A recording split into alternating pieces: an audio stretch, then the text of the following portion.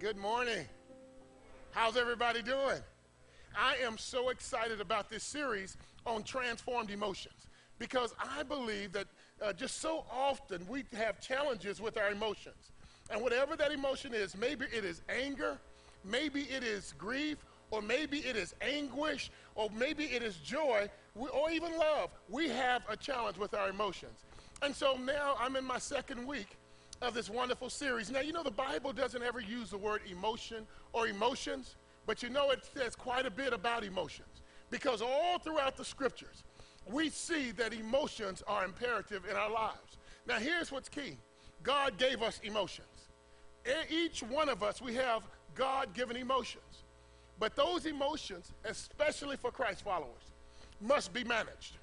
And so whether it be what I taught on last week, like anger is a very good thing. Anger motivates us. It really pushes us to take our lives to the next level. But anger, if it's not managed, it can be deadly. It can destroy people's lives. It can cause you to say some things that will hurt people like never before. And so today, I want to talk about something different. And by the way, if you're here this week, I started this past Wednesday a Bible study on anger. And if you're wrestling with anger, I'll be doing it for 6 weeks. And we really want to ask God to help transform our anger, because that is one emotion that if you allow that to get out of control, you're in trouble. But today I have a different emotion. Now this emotion, I must say that I have wrestled with this emotion all throughout my life, and that is the emotion of grief. Now, if no one else understands grief and sorrow, I know what grief and sorrow is. You know, when I was 12 years old, I lost my father. Then when I was 17 years old, my brother was killed.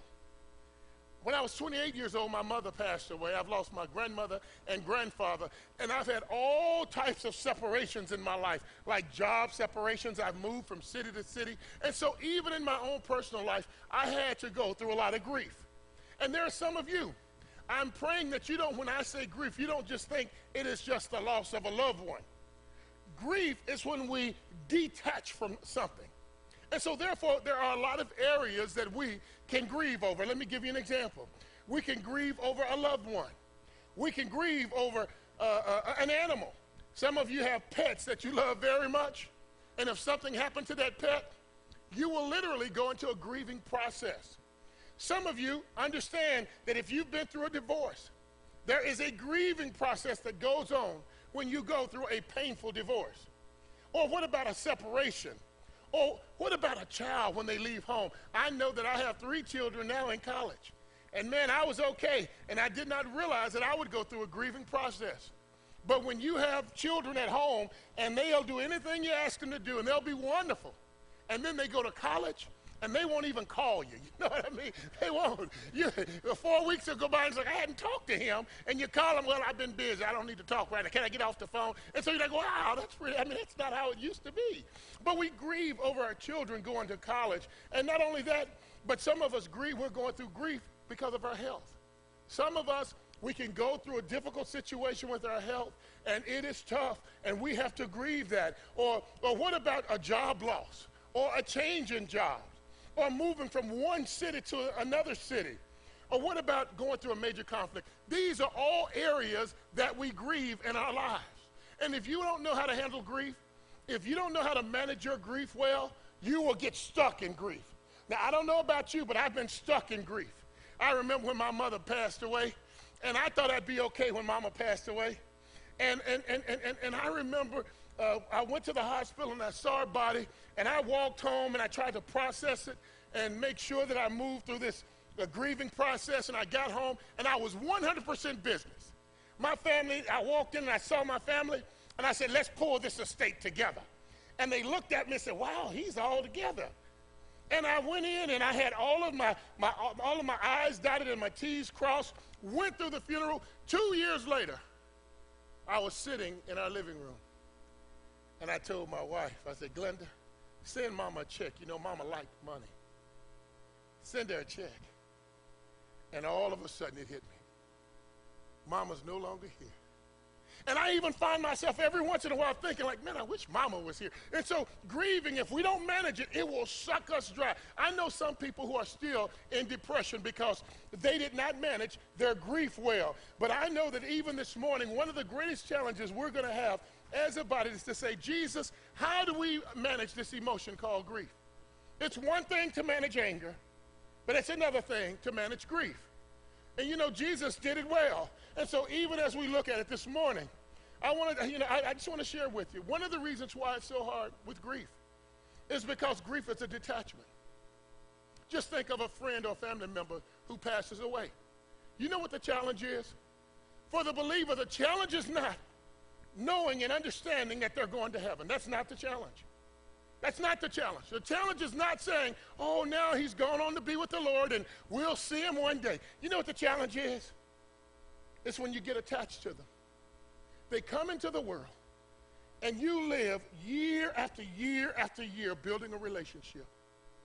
And you love this person with all of your heart. They're your friend, they're your family, and you go through with them. And all of a sudden, when death comes, guess what it does? It detaches them from you. And I don't care what you're grieving, it is the detachment that occurs that really causes the pain. If you're going through a divorce, you know what it is? It's the detachment. You've been with this person and you've been attached, and suddenly they come and then they're detached. It causes pain. Or even with my children, it causes me pain when suddenly for 18 years I'm attached to them and they can help me mow the yard and they can help me clean out the garage and they can help me do this and that, and all of a sudden I'm doing it all by myself. I'm detached.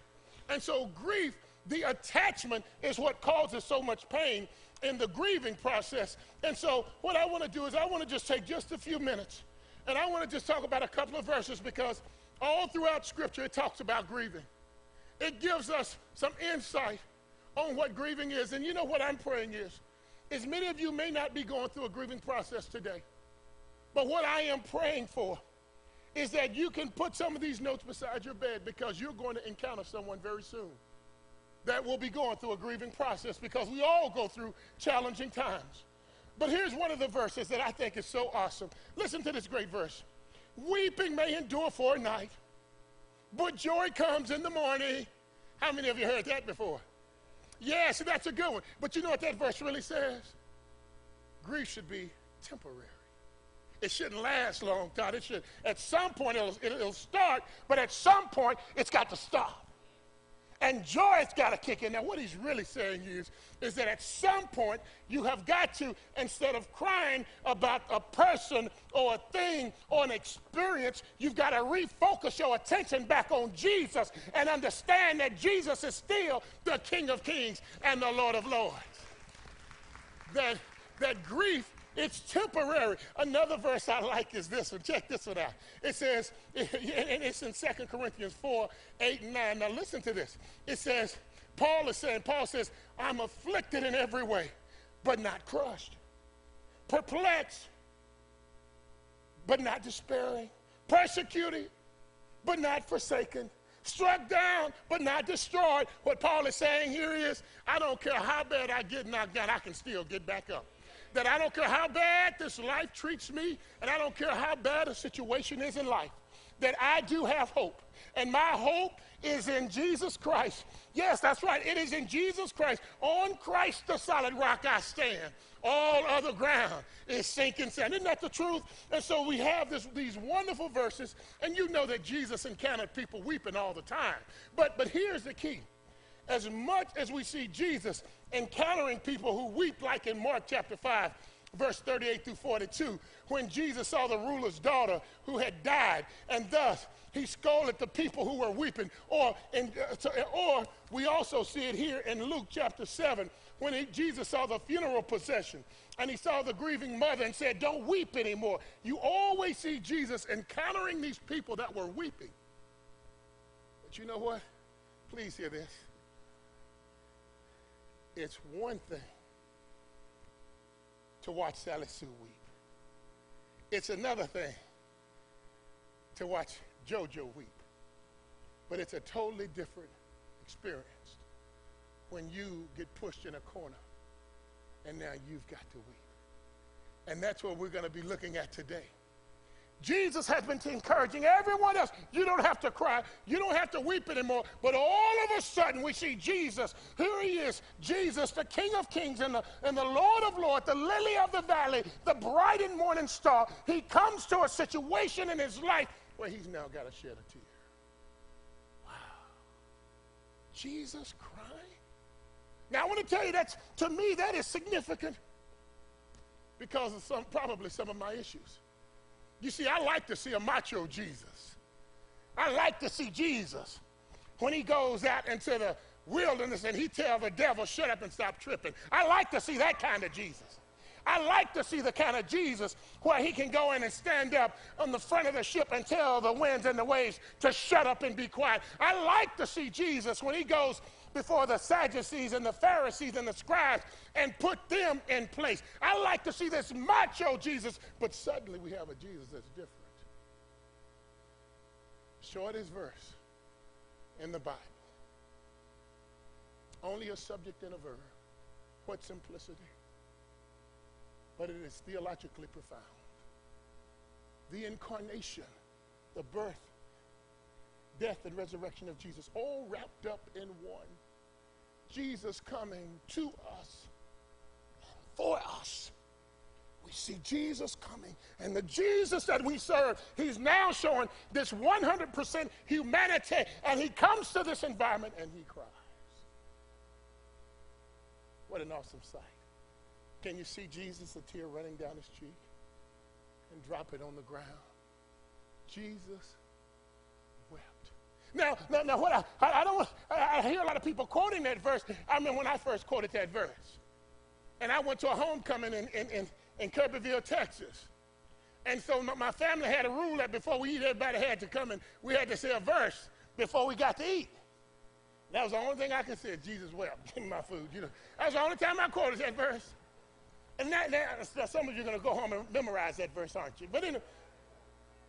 But today, what I want to talk about is I want to just take a few minutes, and I want to talk about how to sustain a Christ-like attitude as we experience the emotion of anguish or grief. How do we sustain a Christ-like attitude? Because I believe that so many people are lost because they don't handle grief very well. And so if you don't mind, I'm going to take a few minutes. But before I do, I want to explain what this story is talking about. This story about grief is serious. Now, it's about three people, and they're all close to Jesus.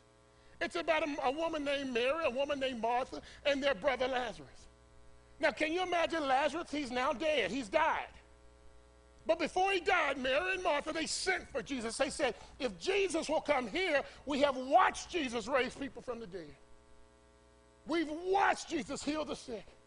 If Jesus would come here, guess what? He can heal our brother. They sent news for Lazarus. And you know, Jesus just took his time. Jesus didn't come when they wanted him to come. He showed up when the Lord wanted him to show up. And when he had gotten there, he'd been dead for 4 days. Can you imagine that? He'd been dead for 4 days in a cave and wrapped up, and he was not probably smelling very, he was dead. And you've got everybody around crying. Mary's crying. Martha's crying. The people that were accompanying them, they were crying. And now Jesus is crying. Let's look at some principles we can take out of here. If I had to give you a principle, this would be the first principle I would give you for this week. And listen to what I'm saying here. This is so good. Watch this. The first principle would be to sustain a Christ-like attitude in anguish. Our faith must transition from our head to our heart. Isn't that good? Now, let me tell you why. Because a lot of us, we have faith in our head, but we don't have a faith in Jesus in our heart. And I want to tell you, there's a huge difference. It's a one thing to go to Sunday school and the Bible study and to have daily devotions and learn all of this information about God. It's another thing to be in love with God.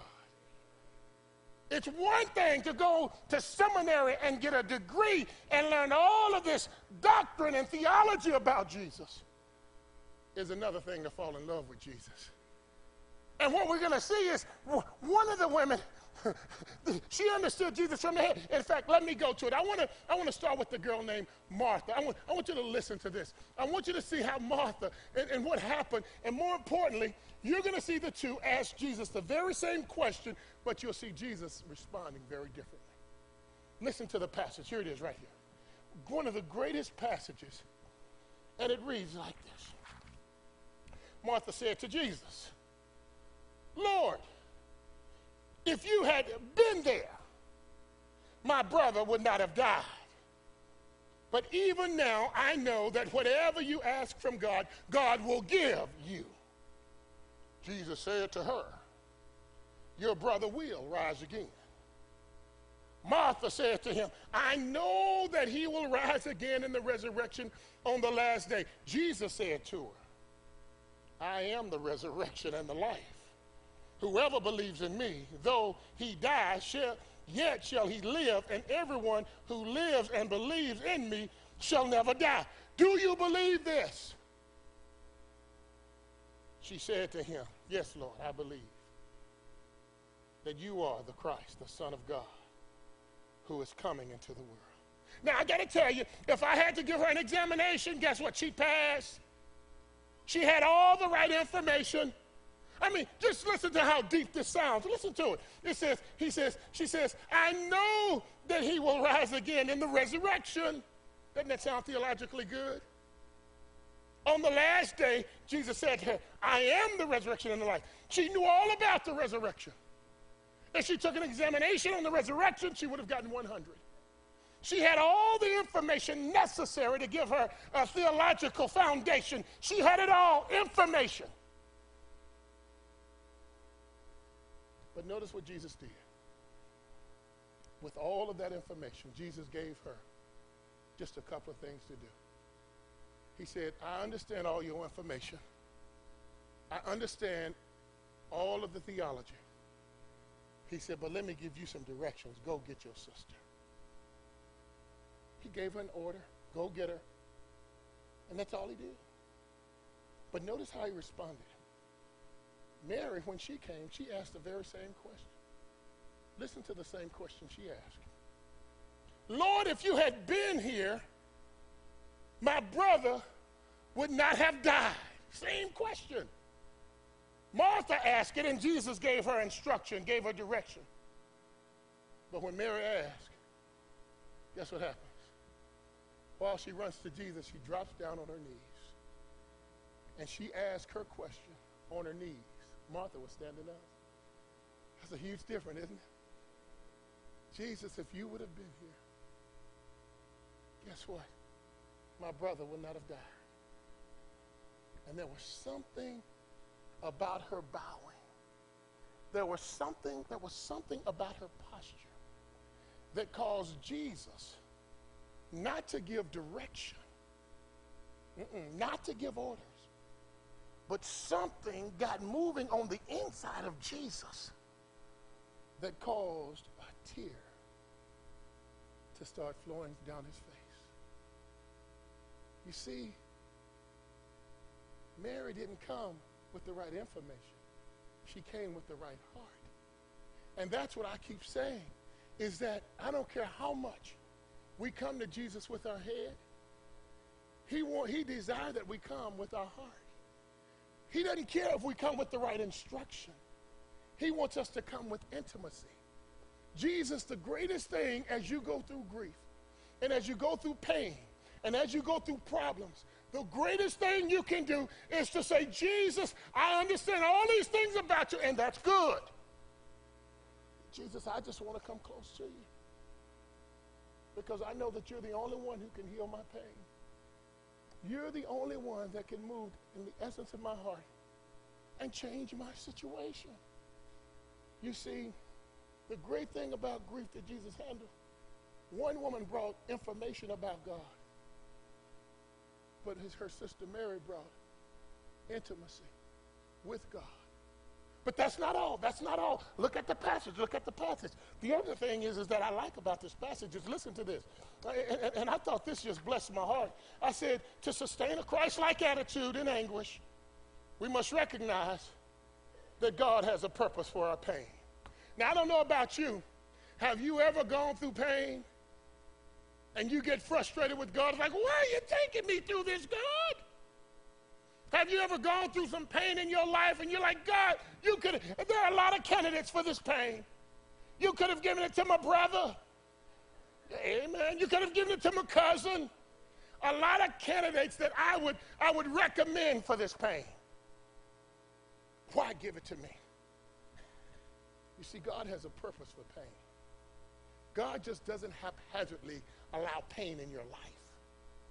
What God desires is to use us in the midst of pain, but more importantly, even when the injury is over, God desires to use us even more. Listen to this wonderful verse in 2 Corinthians 1, 3 and 4. It says, blessed be the God and Father of our Lord Jesus Christ, the Father of mercies and God of all comfort. Now listen to this. The God of all comfort, please listen to this. The God of all comfort who comforts us, listen, who comforts us, this is God, who comforts us in all our affliction.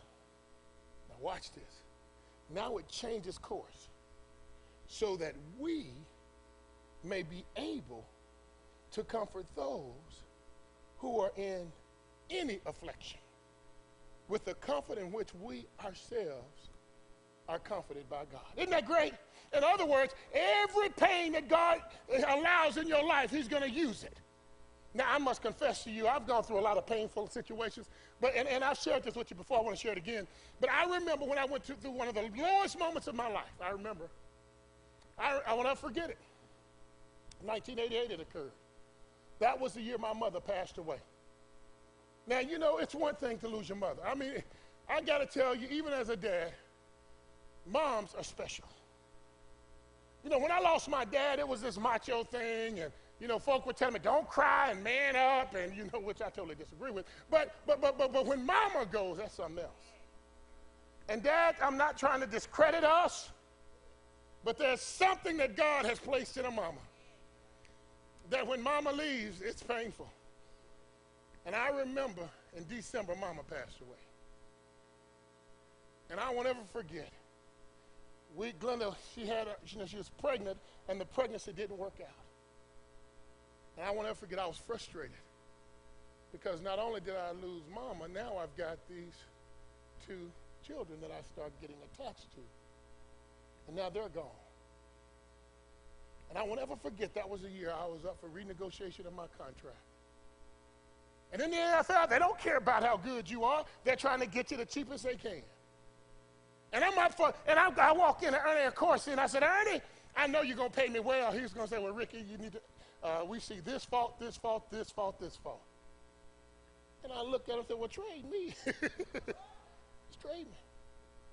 Because I was going through too much pain. I didn't need that pain as well. I was taking 18 hours in school so that I could get my degree. It was probably the most stressful time of my life. And I was frustrated with God. I was so frustrated with God. But you wouldn't believe how many people God allowed me to encounter today. I walk into the room, and you know, you just won't believe how many people, they say, Rick, my mama died. And I can look and say, I know what you're going through. And when I start talking about my experience with my mama dying, how God can use that to minister to them. That when people come in and talk about, man, you know, we lost a child, I can say, I understand that pain too. I do. And how I can now minister to them at a level that is so deep.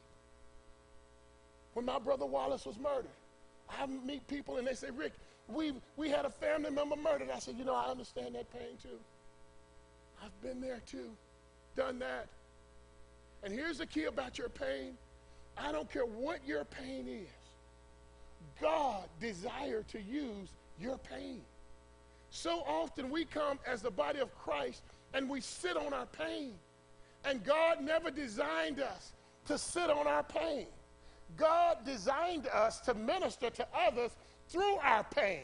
And that's why this verse is so important. It says, so that we may be able to comfort those who are in any affliction. So if there's a person here who's about to lose their house, there should be somebody in the body who should be able to minister to them. If there's somebody here that's going through a divorce, there should be somebody in the body who should be able to minister to them. If there's someone here that loses a friend or a family member, there should be somebody in the body who has experienced that pain. If there's some parents that are losing their children, there should be somebody in the body who can minister to.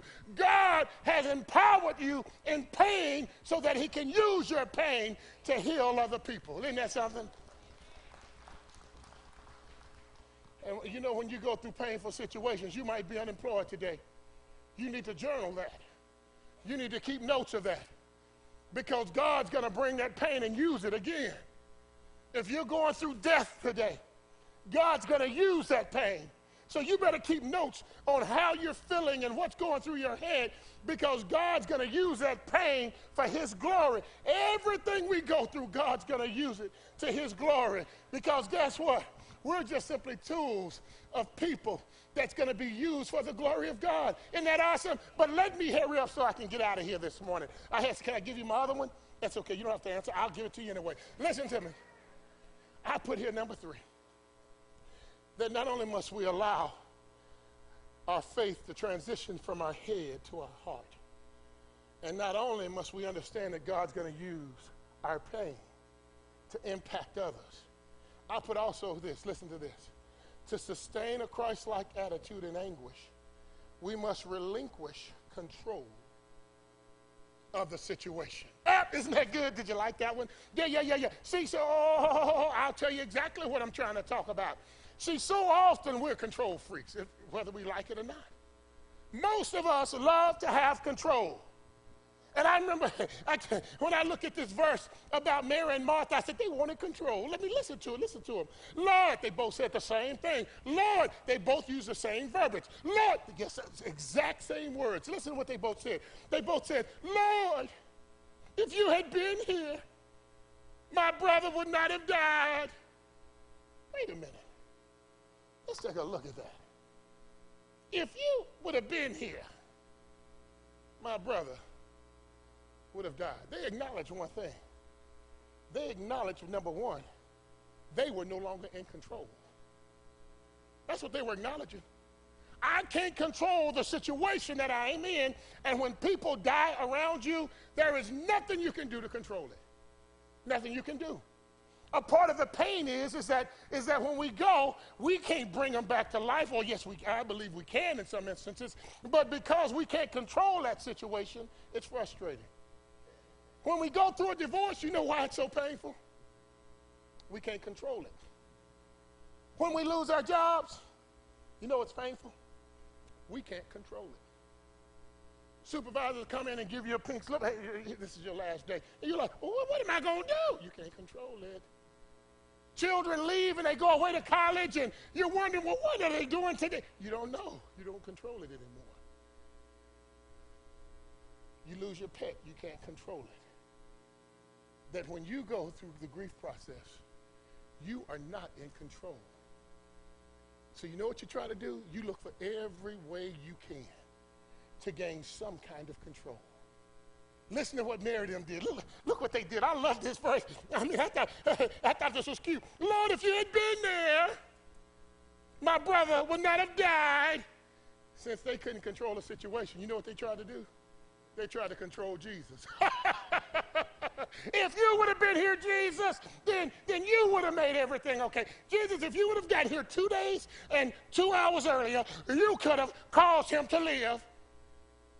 In other words, Jesus, can you give me your calendar so that I can run things for you?